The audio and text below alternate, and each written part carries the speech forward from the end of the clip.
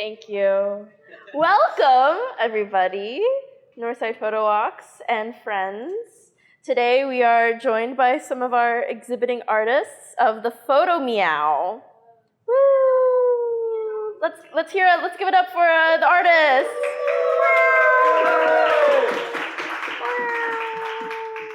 This show opened last week, and it was an amazing night. We donated 15% of our cocktail profits to the Humane Society, which was, what was the number again?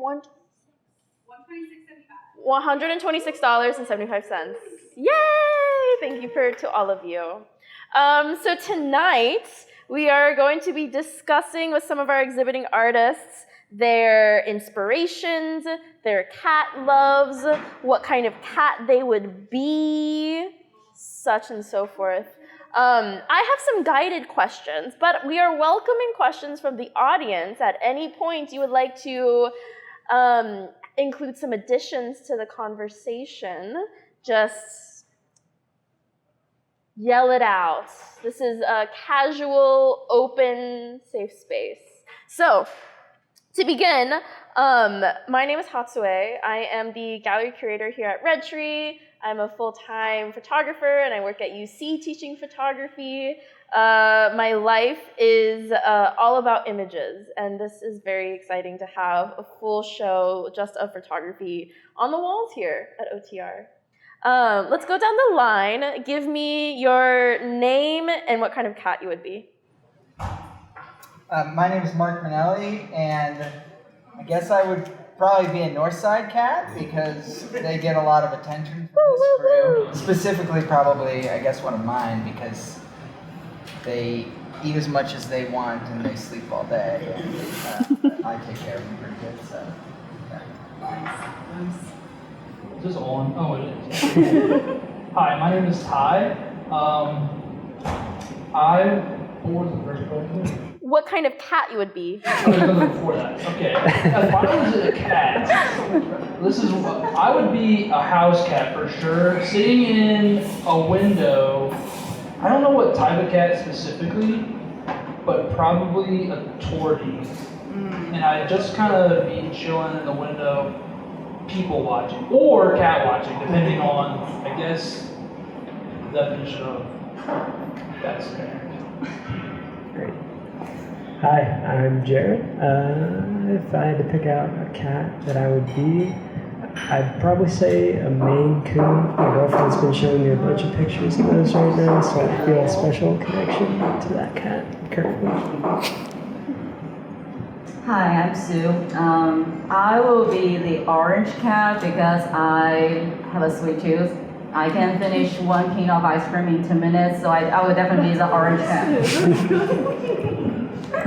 Hello, my name is Abigail. I'm probably I would be a lion of some sort. It's a big cat. They're very creative too. Yeah. I like some guys. They were around too, you know. Yeah. I would say I would be a bobcat. You see? Hello. Thank you.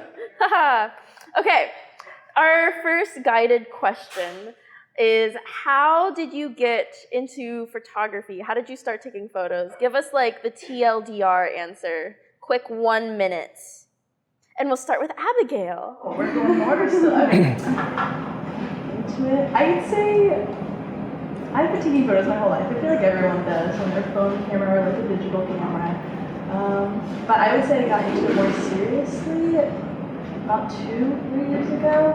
My dad gave me his old Sony camera, and I was like, okay, I can take photos with this. Let's go out and do it. And I was like, wait, I have so much fun with this, and I just kept on going from there. So. All right. So for me, as Abigail said, yeah, I've been taking photos around when I got my first phone, and then I had my first digital camera when I was in college, and that started me into this. However, I feel like when I'm taking this seriously, and especially into more like a professional way, since I made Northside Photo Walk, this group, these awesome people, yeah, give me the opportunities because I got the chance to know all the passions and the lovely people. Especially we can hang out together, go to different places, somewhere I would never go. And also, I love to capture the moments comparing to landscape and the classic portraits. So moments and the fun of people are definitely the point. Yeah. So I first started photography in college when I took a photography class, and I really didn't know anything about it before then. I mean, I took pictures, but never really took it seriously or anything. And yeah, that class taught me all the basics on how to use a camera and really kind of how to focus in storytelling and stuff like that. So I would go out on walks all by myself for these projects and just try and, capture and make something for all these different projects. So I think that was a great way to get me started into it. The teacher also really taught us a lot about Lightroom and how to edit our pictures and everything, and I think that was a huge influence on me too, because I enjoy that just as much as going out to take the pictures. So yeah. I think I first started taking photos, like most people, on their phone, and then eventually I got an old Canon, and I was like, I'm gonna try out my hand in astrophotography because stars are cool, and just kept doing that for a while, and then eventually I ran into Northside Photo Walks, and I realized that I don't really go outside, I don't really talk to people, and so that was an outlet to kind of socialize and get outside and do all that. So. And then Daniel gave me a film camera, and that was the worst thing that could have happened. I'm a librarian by profession, a college librarian at Cincinnati State, and I got my master's degree during COVID. And at the time, in the summer of 2020, I had 3 credit hours left that I needed to fulfill, and I was going to take a copyright class, which in retrospect would have proved quite helpful, but there weren't a lot of internship opportunities at the time. But if you are familiar with Northside during COVID, Tina Gutierrez, who some of you might know, and some other folks in the neighborhood, they started erecting plague scarecrows in their front yards, and it took off. So all the houses in the whole neighborhood had these beautifully ornate, cobbled together scarecrows that were meant to ward off coronavirus. So I was like, well, this is an awesome thing that's going to go away, and it's worthy of preservation. So I reached out to Genealogy and History at Cincinnati Public Library, and they sponsored my 3 credit hours. So I went through the neighborhood and I photographed. So I borrowed my little sister, who was kind of burgeoning photographer. I don't even know what it was, some cheap digital camera. And I photographed every scarecrow I could find, and then I logged all the data about, where it was and whatever. I can't remember what we did.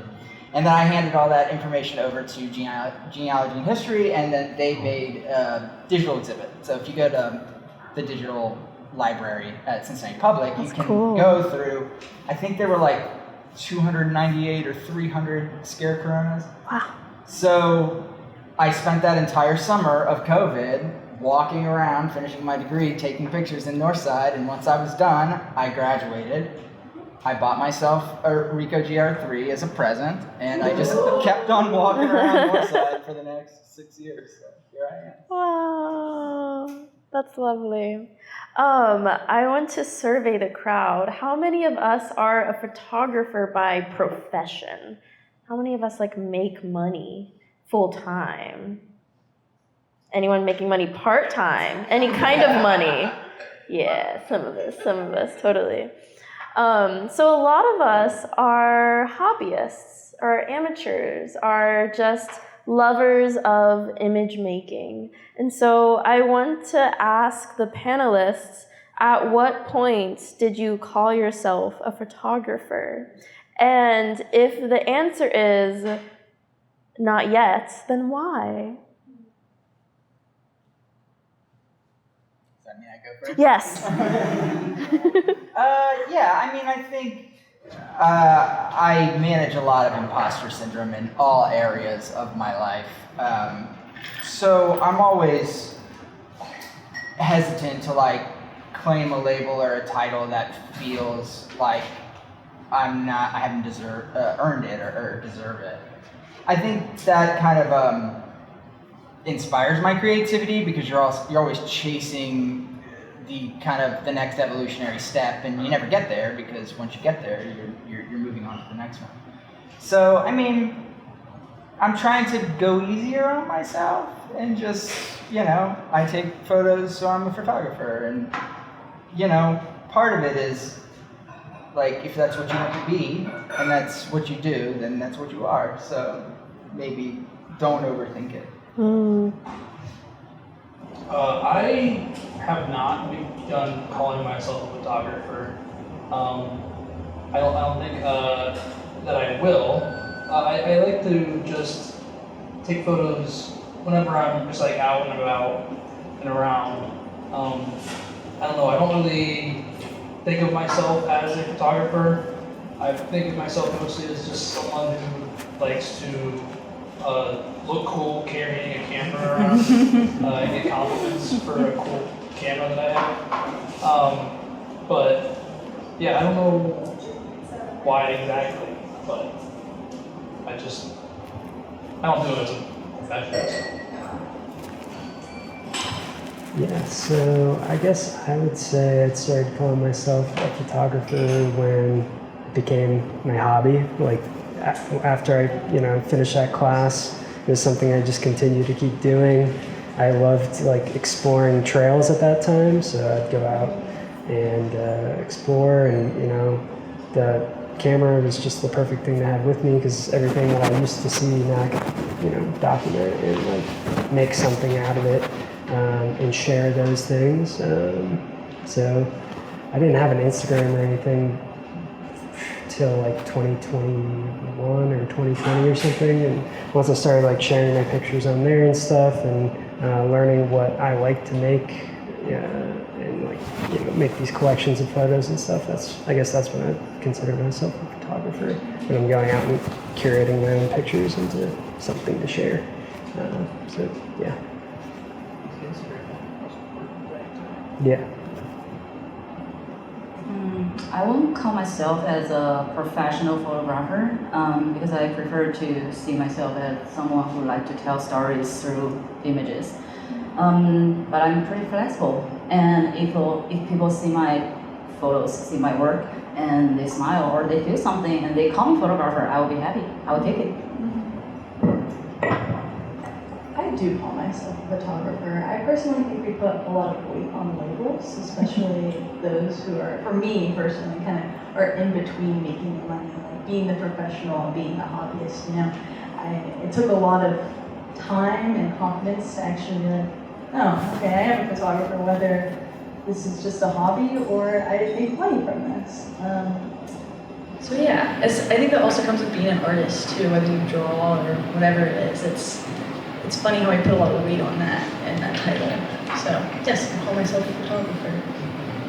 Yeah, I agree. I think that as photographers and also just like as artists in general, us kind of creative people harbor this like extra layer of curiosity about the world. And I think that all of us as people who have cameras, as people who go out and take photos, to even taking photos of the Northside cats or cats, that endeavor first begins at having this kind of particular curiosity about the cats, about looking for the cats, about chasing the light and seeing where the light hits on the cat's fur, and like kind of curating that image, I think makes you a photographer. So I would argue if you feel like wanting to be a photographer, you don't have to need to make money for it to be to call yourself a photographer. So yeah, let this be encouragement for you if you haven't started calling yourself a photographer to start doing it today. Do we have any questions from the audience? Can I say? Can I have a follow? I have a. Yes. I think I think a couple people said phones when they were starting, and I think there's a lot of stigma around, you know, what kind of gear you have in the community and whatnot, but so many people are photographers every day in a way you never had the opportunity to be before you had these cell phones in your pocket. So I think we're all out there all the time taking these little snapshots of our lives in much more accessible ways. Yes, what you said about imposter syndrome is very relatable and very real, again, for all artists. And yeah, I think that's why you just call yourself whatever you want. If you dance, you went to one dance class, yeah, I'm a dancer. So I don't know, just have fun with it. I'm kind of pep talking myself right now. Don't let the weight bring you down to the point where you're paralyzed into doing nothing. So I agree. Lauren, you may ask your question loudly. I would be happy to ask anything loudly, say anything loudly. My question is, can you think of one particular image that you've created that like stands out to you as like your gold standard? Like, wow, I like really nailed it with that. And do you like, what if you do have something like that, like what is your relationship to that? Is it something that you're like, ooh, I want to like continue to reach for that? Is it like, oh, I'll never be able to achieve that again? Like, is there a gold standard and what's your relationship to it that you've created? I can keep going. So I think Daniel put on a show at what was Utopia Coffee at one point in time in Over the Rhine. And I had a picture of my daughter in it. And without getting into too much of my own personal trauma, after I got divorced, I moved into a studio apartment and I had 50-50 custody of my kids. And my daughter was in the kitchen. We were getting ready for school, and she had this, she was maybe 5. And she had this like sequined bomber jacket on. And it was the morning and the light was coming. The studio was next to the UDF that we're also filming. And the light was coming in, it hit her jacket, and it lit up the entire kitchen. And she was looking at me with, you know, some might say disdain, but I say like more musing. And in that scene, you could see the kitchen table jammed up against the fridge, and underneath the table is all of their toys that we have to store under the table. And she's sitting there playing, and it felt like such a distillation of that moment we were in, and then I'm like scrambling for my camera, you know? So it's less for me what the frame turned out to be in the picture, and more like, I guess I see myself more like as an archivist, where I'm like, this is a moment that I want to stop and save, you know? And so any picture I take, I'm looking for like, oh, this little snippet of an ordinary day is actually really beautiful. So that's always what I'm looking for in the shots that I'm trying to take.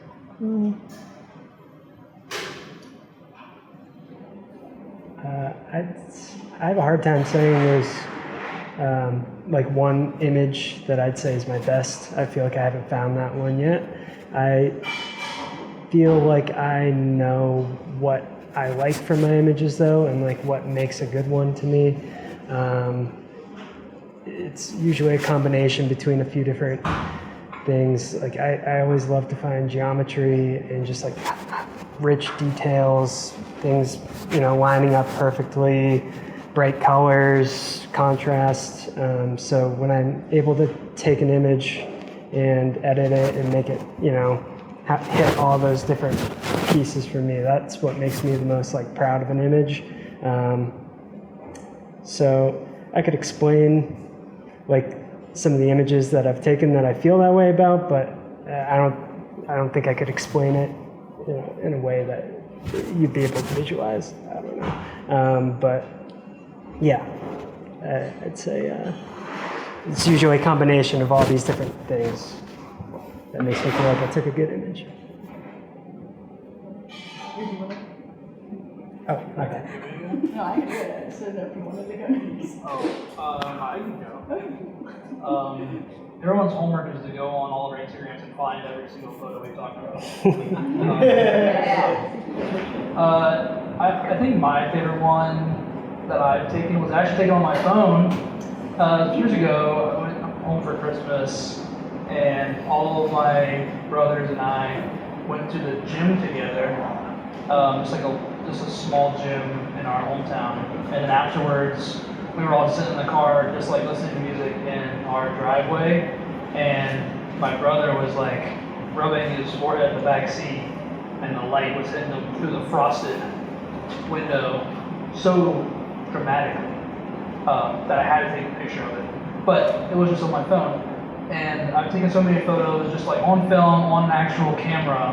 And I think it's funny that probably of my like top 5 favorite photos, probably 4 of them are just off of my phone. So. I should have my phone on its ring. So you say gold standard. Funnily enough, it's from early on in my experimentation with photography. If you know anything about my photos, I love slow shutter very much. I think it's very fun and make any photo very whimsical. So I was practicing with that, especially with the flash. It was dark outside, and I was hanging out with my friends. Like, hey, can I take photos of you? Like, dress up and whatever. So we did that, and I remember taking it and seeing the raw right after, because I was just kind of flipping around, like messing with it. I was like, oh my god, like this is insane. And I realized this is what I love about photography, is there's so many different settings, different ways that you can make a picture look, whether like how you wanted it to look or completely different, and it ended up unlocking a whole new realm of possibilities of picture taking. So for me, it's definitely the gold standard of like being creative and just constantly trying something a little different, a little new, whether that's in, taking like in process or post, like with editing or something like that. And yeah, just having fun. For me, I was thinking about a lot of the images. Actually, every time after photo walk, like when I got all the pictures out, started checking them. Some people me may know that I will pick some of them and doing some collabs and sending out in the next day. I can clearly tell if I know I got the right moment. Like when you imagine that this group of people hanging out together, laughing together, teasing each other, pull their hair backs and pacing around, saying something, I can clearly imagine that for 1,000 times in my brain. And especially with the surface, with the background, and some greens, some flowers around, and the bad thing is the light and the shadows. So when everything comes together, I know I got that. And after I post it, I feel it, that's a vibe, yay. I love these answers.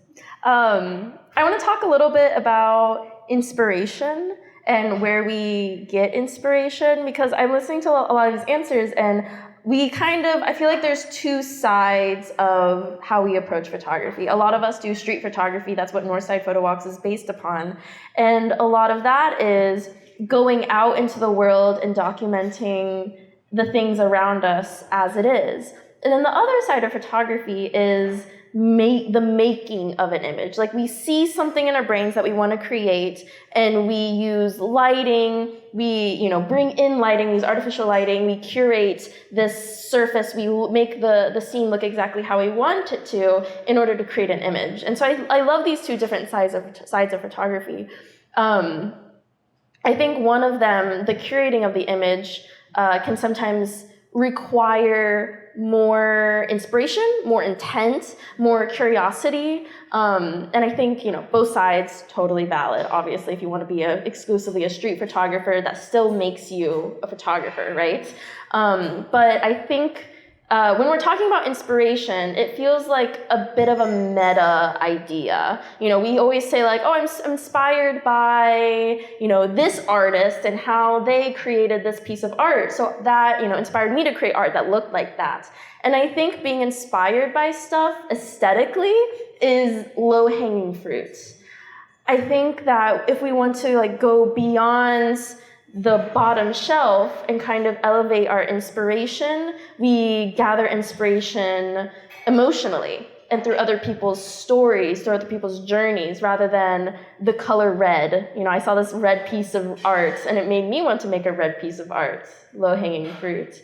So I wanted to ask, where do you find inspiration emotionally? Like, for example, and while you think about your answers, for example, I'm doing my Greyhound project.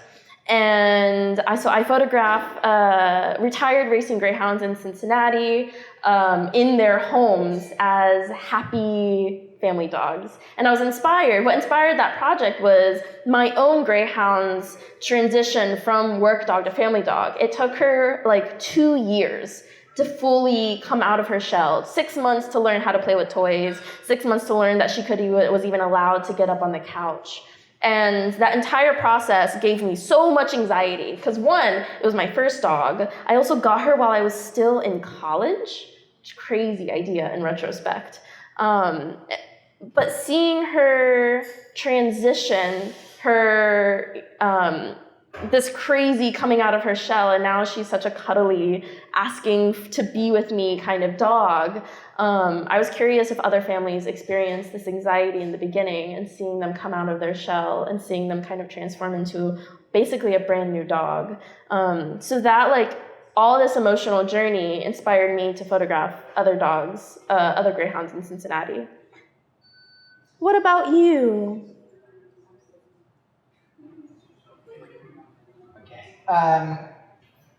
I do love the color red, so I would still say that. I think that photography is not my first creative pursuit.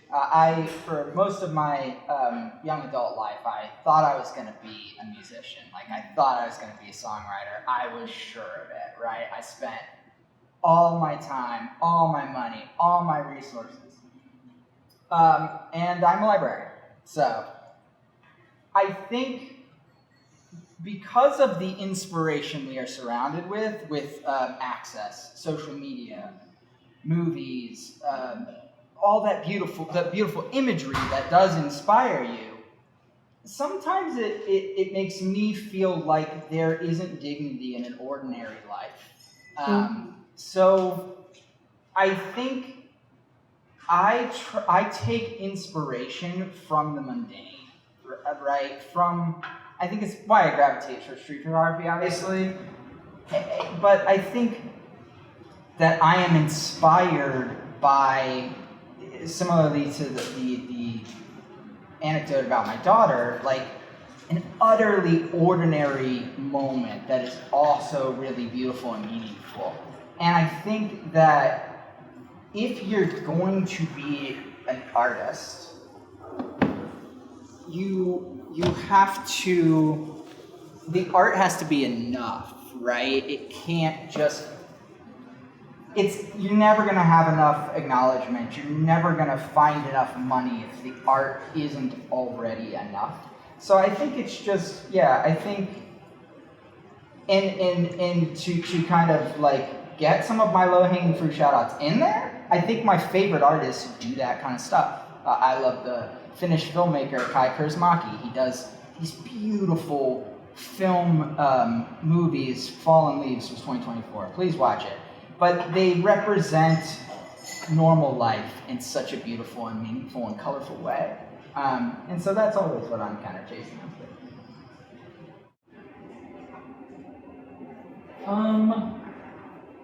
I think what really inspires me is a sense of connection, or like a sense of socialization with people around me. I know that when I first started, I had felt that I wasn't really putting myself out there or getting to know people, and so this was an avenue for that. And I see that whenever I'm able to post all my photos, people can enjoy them and people can see them. And I think that inspires me to keep taking photos, because I know when I see people post, I enjoy seeing them and getting inspired from their photography. So I think that what really got me into it was that like yearning for connection with other people. And I think that that's what's continued to kind of drive me to take photos, is just that sense of, even if it is like on Instagram, recently, since I haven't been troubled with photos. I think it is just that sense of connection that, like, just I want to be able to socialize with people, in Cincinnati or just in general.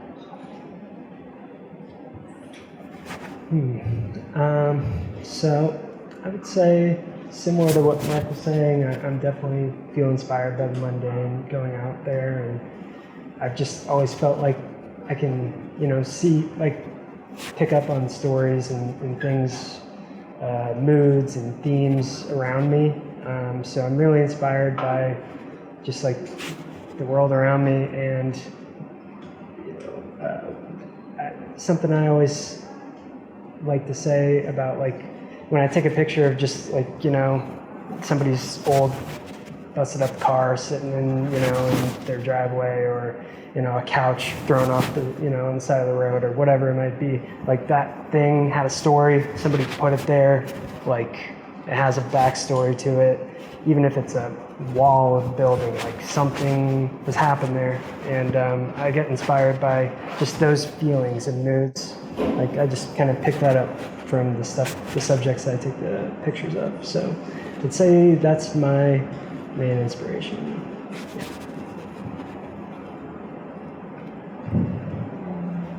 I think I got inspiration from everywhere. My daily life, daily moments, every pieces. I'm pretty detail-oriented, and one of the things ADHD gave me is that I can link everything together and combine them whenever they need. When I see a cat, I know what are you talking about. I saw you in which movie, which second, and your friends was in red, and I am in blue. Oh my God, I'm feeling green today. I want some pistachio, but not mint. Why? Mint is too cold. So let's go back to the pistachio latte, but that's too sweet. So now I'm gonna change to my digital cameras because I feel that's easier. So that's what I've been doing every day. I stay at home late, like I'm listening, and if I got this picture, so I feel it. However, if I can image that to be the next cover of a CD, that feels even better. So now let's listen to something else. So yeah, everything. That was good. All of these I'm noticing, and something that I feel is the way that everything's connected. I feel like all of us notice that, right? To create is inherently human, so I think, sorry, my brain is just kind of going a million miles an hour right now.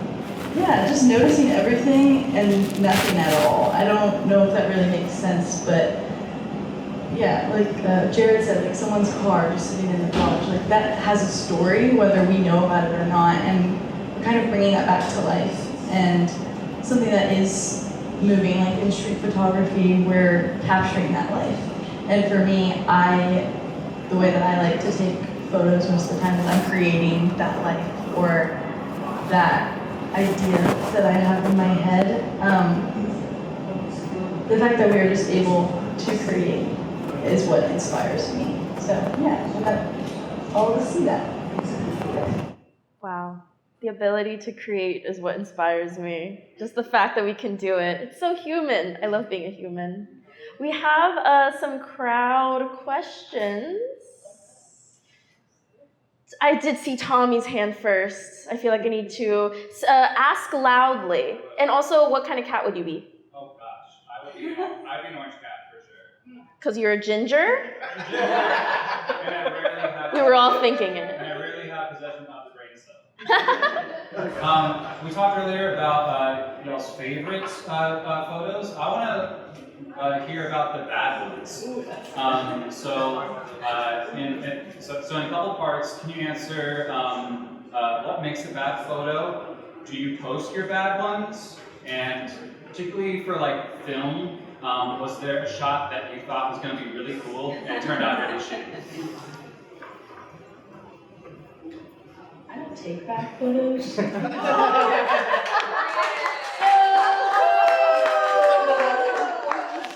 I don't bother to edit or, really take care of that. Well, I don't know. I definitely posted a bad photo. Definitely at the beginning, I was like, oh, this looks so good. Like, everybody's gonna love this. I kind of love this. I think it'll be good.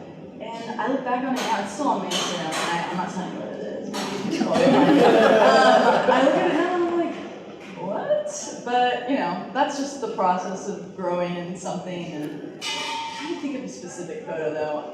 I can't off the top of my head, but I know there is some, and I refrain. I hold on to it. Like, I put it in a little box. No one will ever see that, so. Yeah. Wait, was it that photo? What else was it? Oh, for film. Yeah. I'm getting there for film, so I can relate to that one.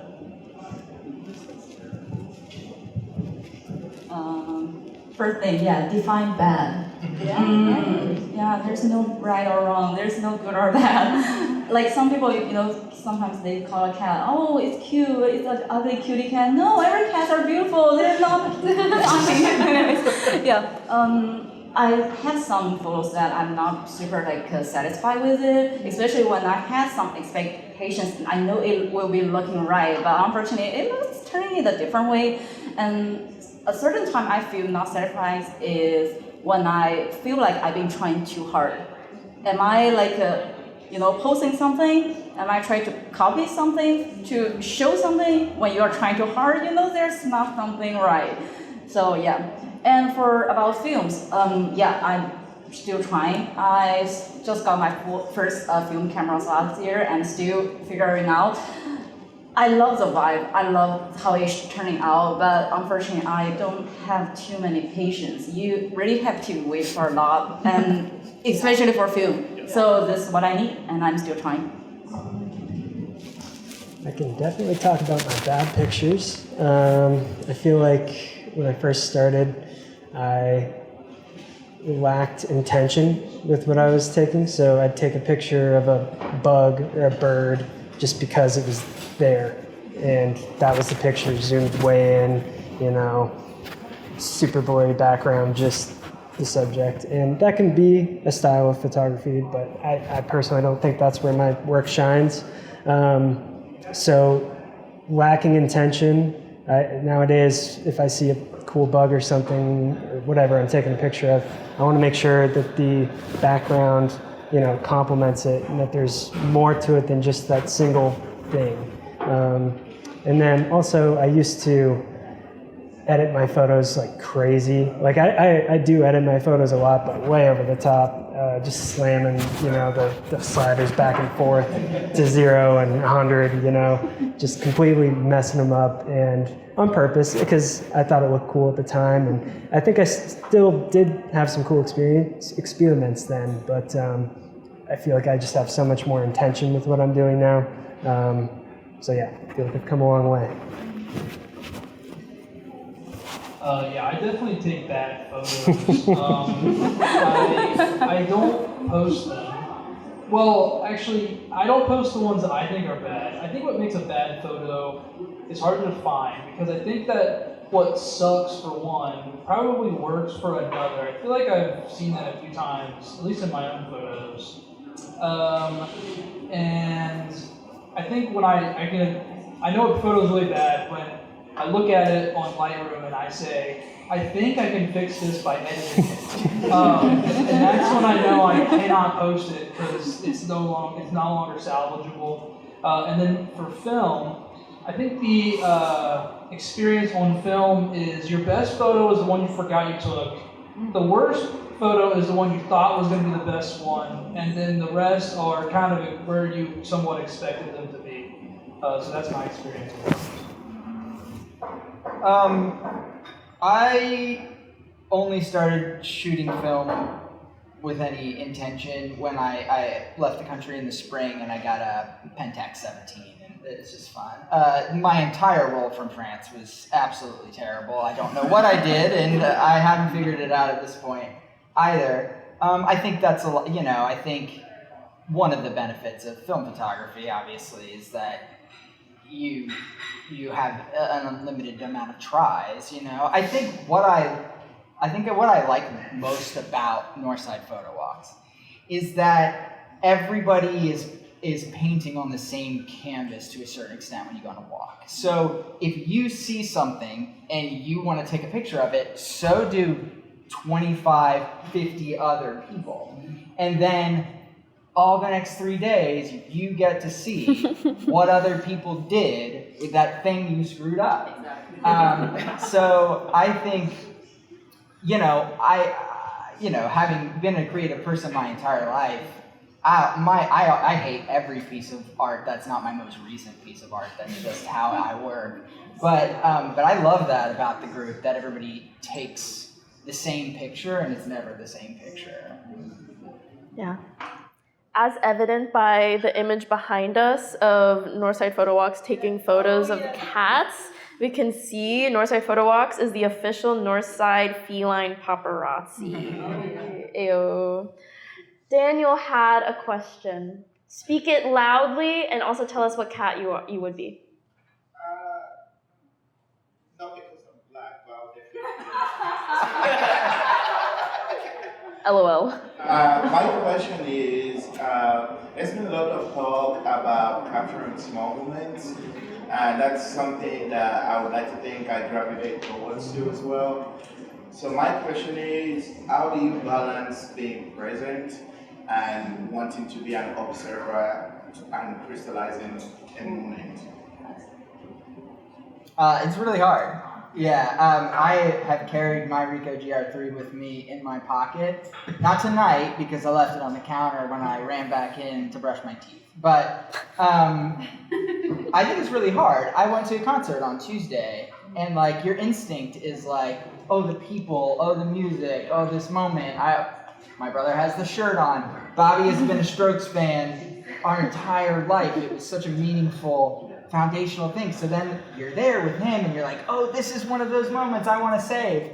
But then you look around and every single person is watching the show through their phone. So it's really hard to do it. And I don't think I'm good at it. I think that I'm constantly trying to reevaluate my relationship with my phone and to an extension my camera, just because when it stops being in pursuit of the art and starts to be in pursuit of productivity and trying to get it up online and get enough good shots for the gallery and whatever, then it starts to kind of devalue the experience. So I mean, it's a conversation I have with myself every day, just like how to be more mindful and be more present while also pursuing those things. So I don't know. I don't have the answer, but it's a great question. Can I add something?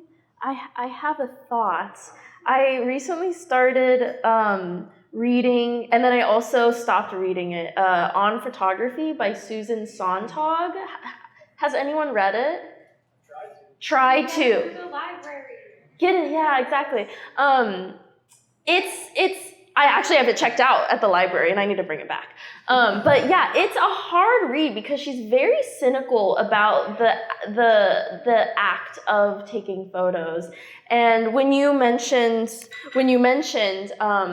the tourists taking photos and like the productivity of like taking photos, and in like her first chapter, she mentioned that the modern tourist is taking photos of their trip to one, kind of validate their experiences, to prove that they went to a place, and then number two, to compensate for not being at work, so that they're doing something productive, like, see, I'm taking photos of the trip, so I'm doing something productive. And I think that, when we have to like reassess our relationship with the phone camera when taking photos, but also in extension, the camera. Like, at what point does that take you out of the scene because you're just chasing an image? But then, the creation of art. So I'm interested to hear what you guys think too.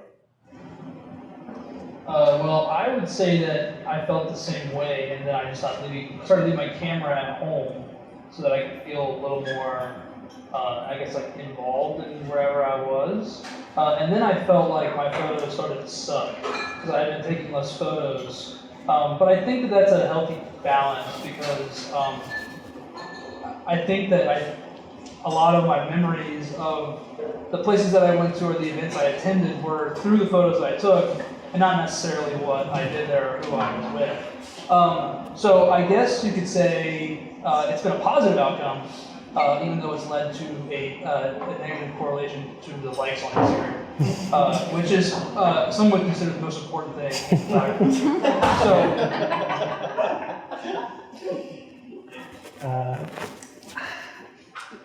When I'm taking photos, I get in such a mode where it's almost incompatible for me to be aware, or not aware, but present in something else I'm doing. So I try and keep it separate when I'm out on vacation or at a concert or a food festival or whatever it might be. I bring a camera with me, but I find myself rarely using it because I want to be present, and if I'm constantly looking around, I feel like I'm not talking to people around me, and then I'm missing the point of why I'm there in the first place. Sometimes I might go someplace with the intention of taking pictures, which is something I'm trying to get better at, but generally speaking, I try and make it one thing or the other, because that's just how I function, I guess. Yeah, I feel like this is a really good question, so I'm still thinking. And I would think part of me like really agree with you, like when you're in an event, especially like making calls, even you are carrying the camera with you, like maybe you will miss some of the moments. It's just, you will never get a like duplicate photos. They are all unique and all just like happen once in a while. So yeah, in that time, like even with my camera, I still use a lot of phones to taking some random stuff, and especially during travel. Like I totally feel you. Like you're just mentioned about like when tourists go somewhere, they're just taking exactly the same photos. That's what I've been doing 10 years ago. I don't do that anymore, thank God. And now when I go travel, yeah, I do care more about like not only structures but also like. I want to like tell stories and show people what I saw. Hopefully, like some people may smile and got the same feeling to me, so then I will be more achieved or more satisfied. But again, yeah, I feel like most of the time I was being an observer and not a stalker, watching everything.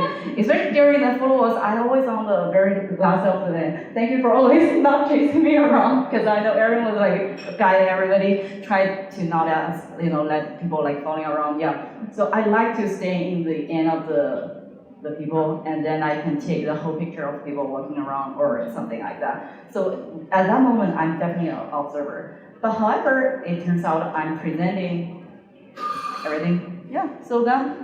Work out, circle back. Yeah, it's something that I've been working on, and it's kind of what made me, or part of the reason why I stopped taking photos for a while. I was posting them and really letting myself, get into that. As I felt like I was living through the camera, and I don't like that because it feels like, oh, am I actually living? Am I just doing this to prove that I exist, that I did this thing? So it's also, intention behind it. Like, okay.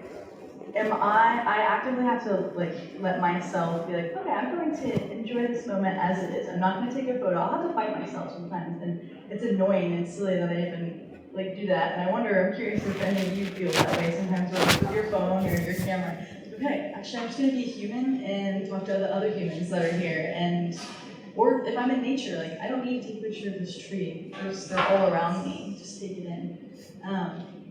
It's kind of a battle, which is interesting, especially in the age of social media. Like, my life is perfect, look at me, I'm so different and cool, I go to all these places, like, actually I'm at home most of the time, or I'm working, and you don't know that. So, yeah.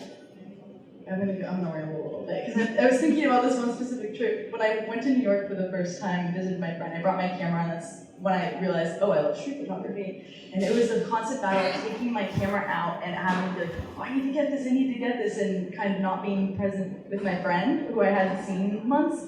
And I didn't let myself get too down about it, because she was having fun too, she'd be my model and everything. But it for certain things. I'm looking back on that now as I kind of took away from that a little bit. Yeah, I got these good shots, but I definitely wish I would have been like, oh, New York, this is crazy. I'm here right now, and observe without the camera. That's so funny, as becoming the process of becoming a photographer also teaches us to put the camera down sometimes, which is really funny. Do we have any other audience questions? Clementine, speak loudly. And what kind of cat would you be? I would be my own cat, Razzmatazz. He's from the street. He's fucked up because of it, but like very loving and cared for and loves everybody else. Very social. When we have the organizer meetings at our place, he's on everybody's lap. So, my question for y'all is, how do you feel about the technical aspects of photography? Particularly thinking about experiences I've had where I've had 99.9% of the time white men coming up and telling me how to take a correct photograph, telling me that my lens is incorrect, that lens is going to have flaring on it, you need to have a hood on it. Sorry, white men. Sorry, white men. You're the worst. How to create a technically correct photograph, and I'm curious how you feel about that side of photography, and how, if you are marginalized or identified as marginalized in any way, how has that affected your relationship to photography? Well, as white men,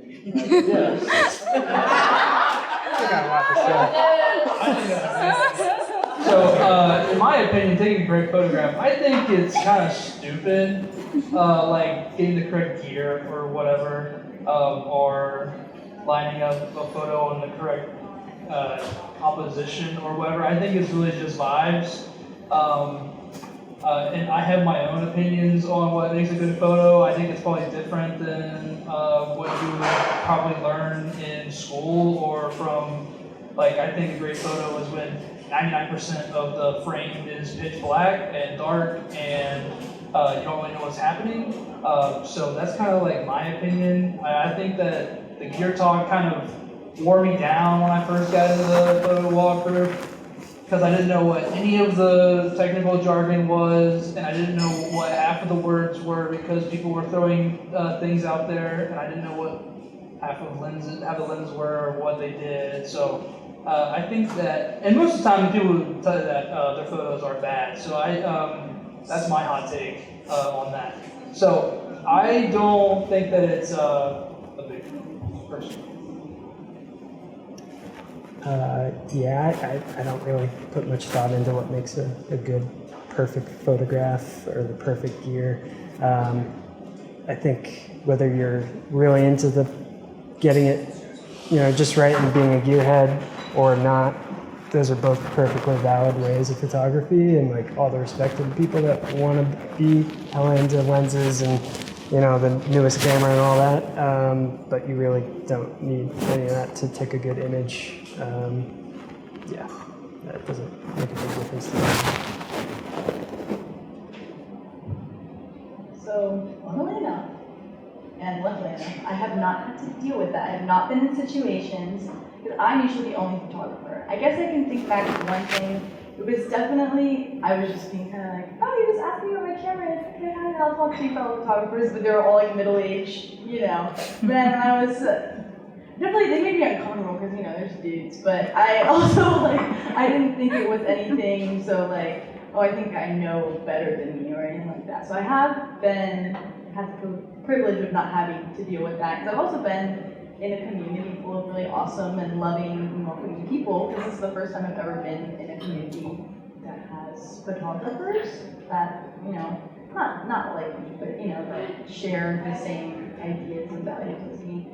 But speaking of a technical photo, the technical side of, using my camera, I kind of hate it and I kind of ignore it. I didn't even know what my camera was called for I don't even know how long. And you know what?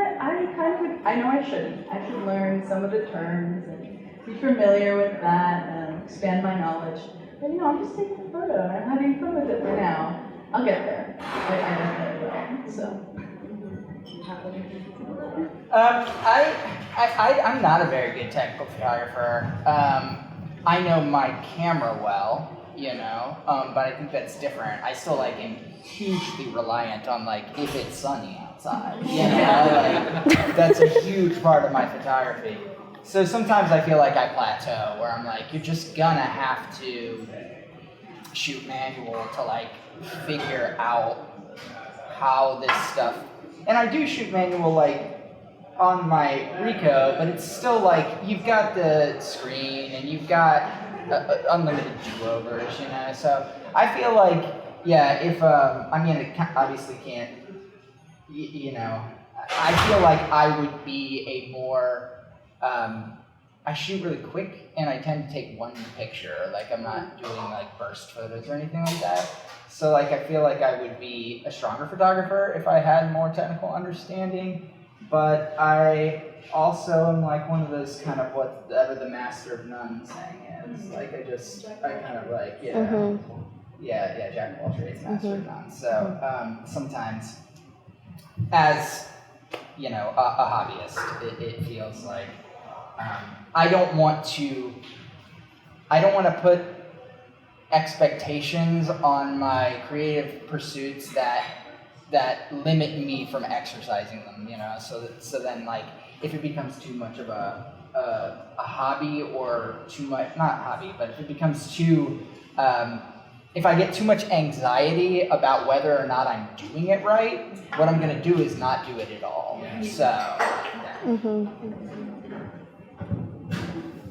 Honestly, I have to say I did some techniques to my photos sometimes because I do use Lightroom or Photoshop for some of my works, and I feel that's totally fine. And for the cameras, I try to remember when I just got a chance to try the, it's not a camera, it's more the video, the motion camera, the sports one, the DJI Pocket 3. So that one was a life changer, especially when you're traveling. It gives you a mind-blowing experience. So yeah, that's a good side from high tech. However, I do believe that although I've tried different kind of cameras, different generations, and some are more expensive, some are just toys, I do believe that the eyes and your souls are more important. Yeah, techniques are never the problems. Yeah. May I answer? May I provide? Just a lot of other industries, photography in the commercial space is very much a boys' club. And I also do a lot of assisting on commercial shoots for big names. And often I am the shortest one, I'm the only girl, I'm the only person of color. And only in those situations have I ever wished I was a 6-foot man. And I'll joke about it, especially when I need to carry 5 C-stands, back to break down and stuff like that.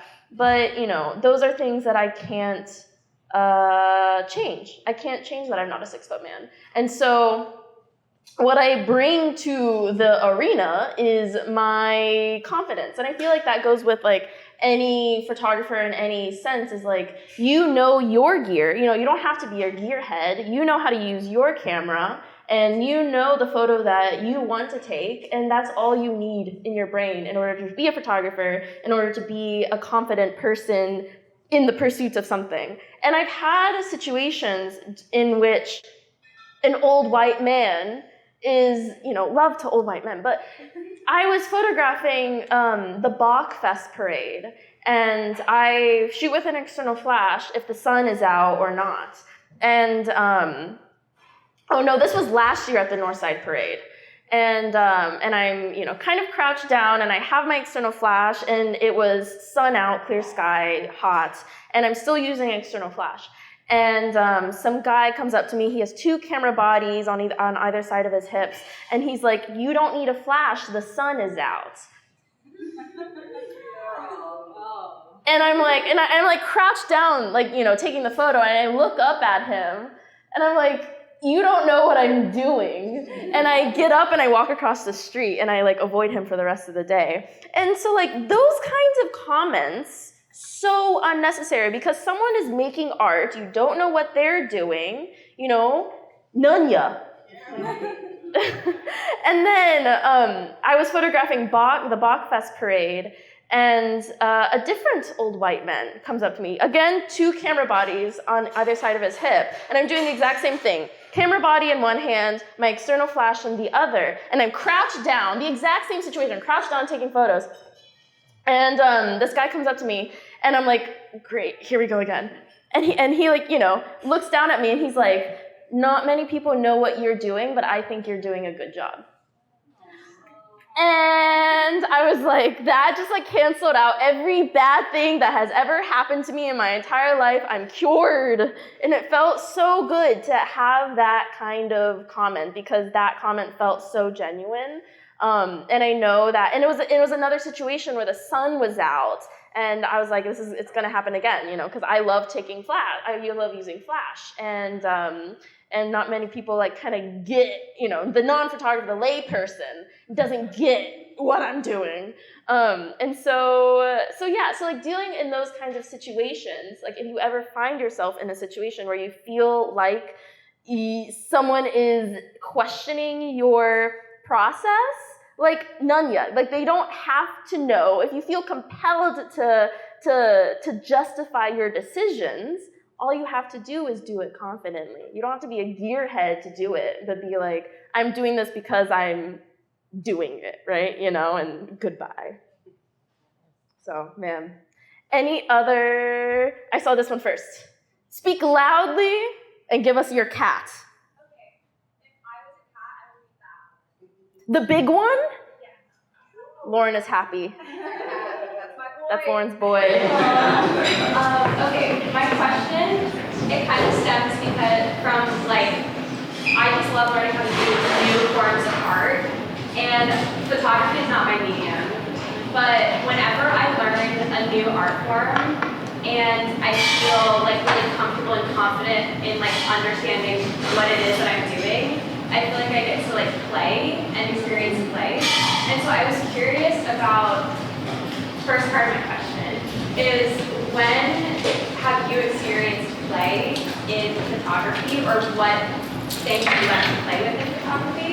And then the second part is, do you feel like you have to meet a certain technical place before you can experience play?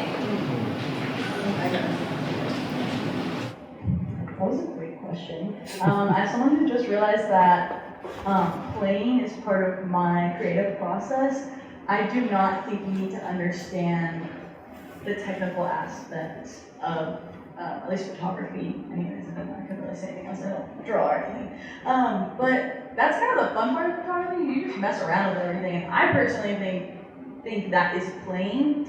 And I play all the time. You know, I play with the camera all the time. Whether, again, slow shutter, I play with the light, whether that's creative direction behind, you know, like, oh, I want you to wear this outfit, and I want to go for this vibe, like, you're a magical fairy in the forest, something like that all of it is play to me. That's why I love it so much. So, yeah, just do it. Just play with it. Yeah, I think if it's not fun, don't do it. Like, I think that's the whole thing, you know, is to play and enjoy yourself, and that's how you learn. I mean, I have children, so I mean, to me, I see them play all day long, and you see that play evolve into new play and evolve into, ultimately, for everybody in this room, what you became and the person that you are, and the things that you enjoy. And I cling desperately to play, and my everyday life is, you know, a middle-aged man. Like, I am constantly trying to hold on to the whimsy and like the levity of experience, you know. So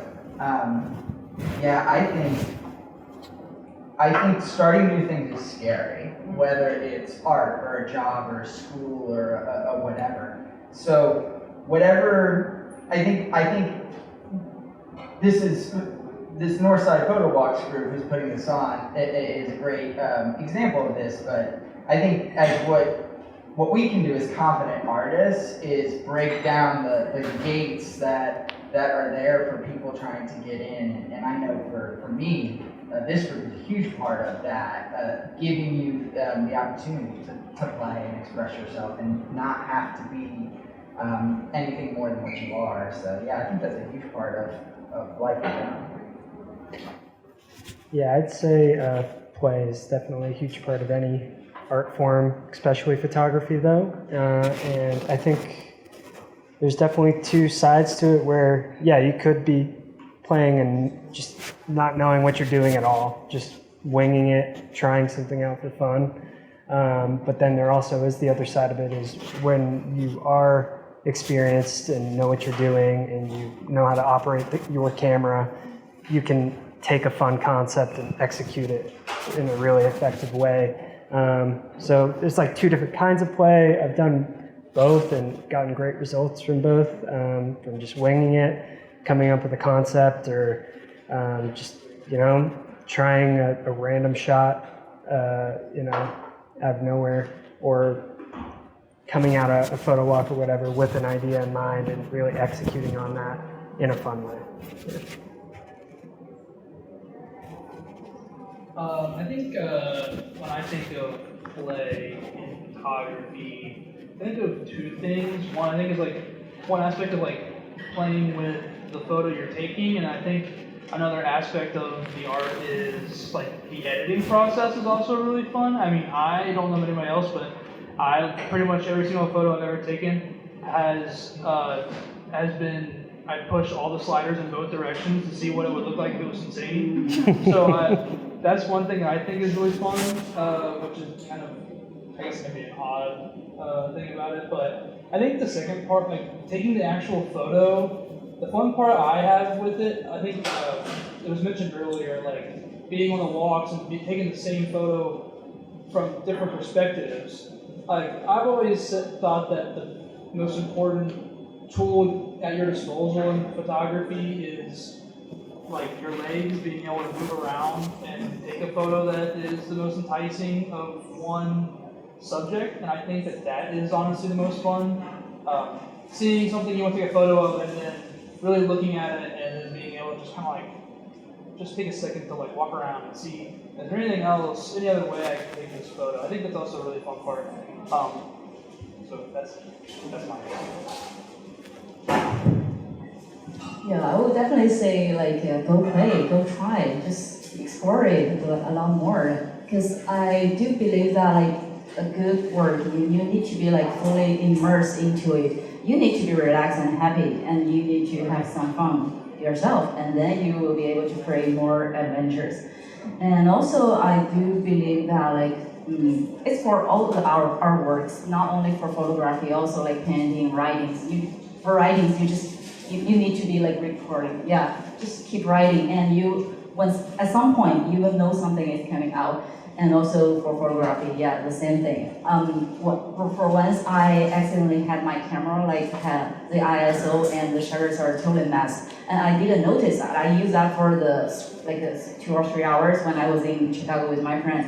Until she checked my camera, so these are all messed up. You've been using that the whole day. I was yeah, I got something. And it turns out, yeah, I got something. So yeah, it's also a lesson experience. So, and I learned something. Yeah. Lovely. We're gonna do a vibe check real quick. It's currently 8:30. I was thinking we take one more question and then we embark on print swap and mingling. Put thumbs up if it sounds good to you. Thumbs down if you're bad idea. Cool. I'm sorry, what? Yeah. Get water, go pee. Same for you. I'm giving you my blessing. Any other group questions? Papa Minelli. Thank you. Yes. As the oldest white guy in the room. Hello. This is a safe space for you. I'm going to wait till he asks the question. Uh-oh. I take it back. Could get worse. What kind of cat would you be? I'm a dog person. Say Not a great start. This is not a safe space for you.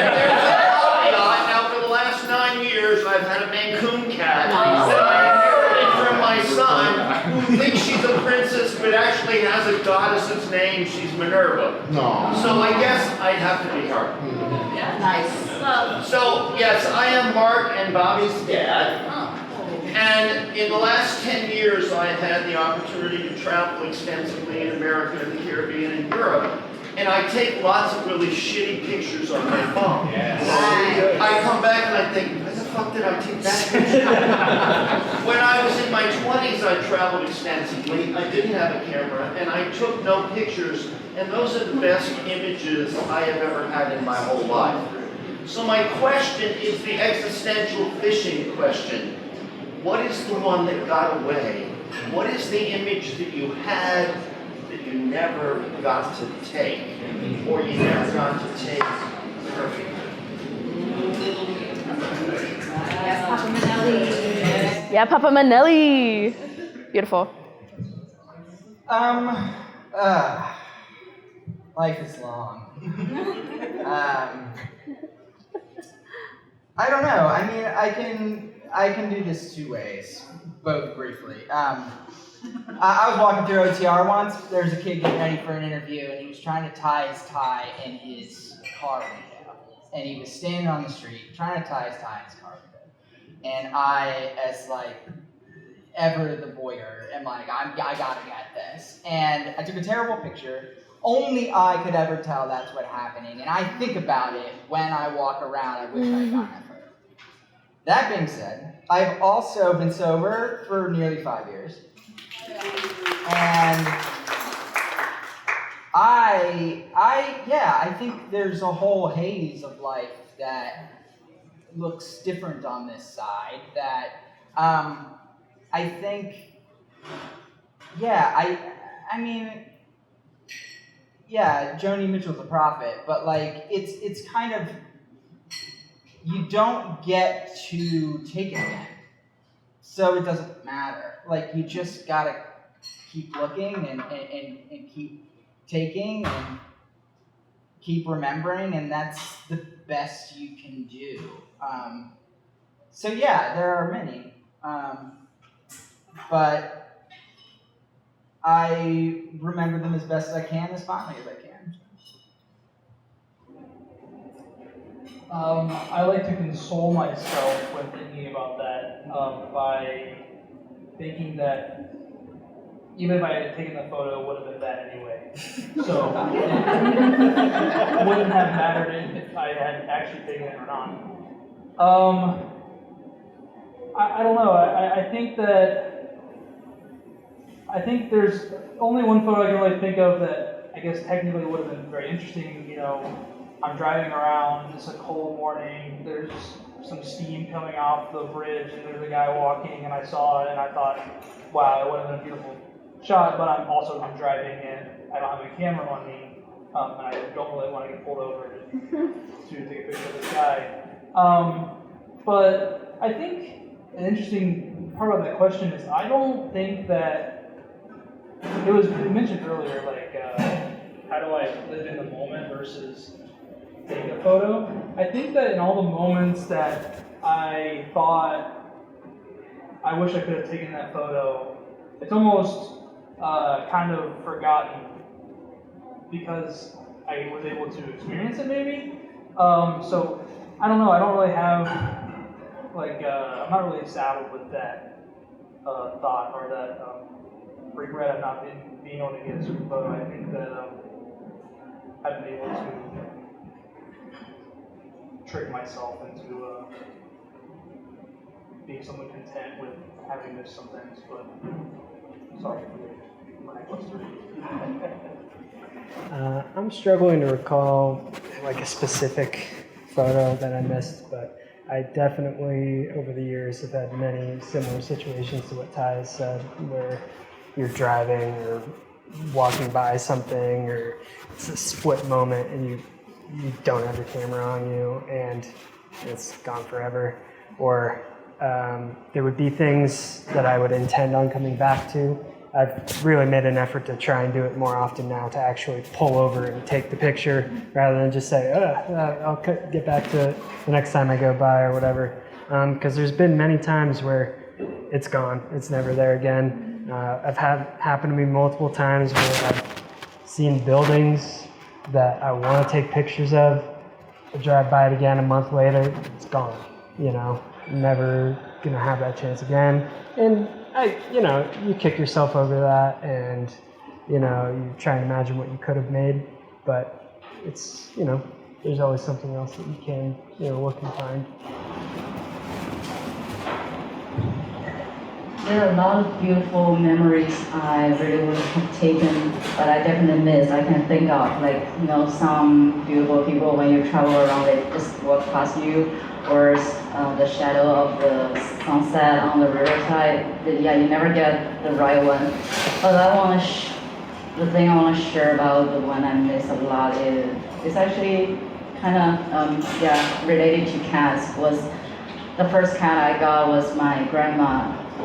Body back when I was still like a 5 or 6 year old, and we lived together, happy life every single day. So she feeding the cat, and the cat was obsessed with her homemade fish paste.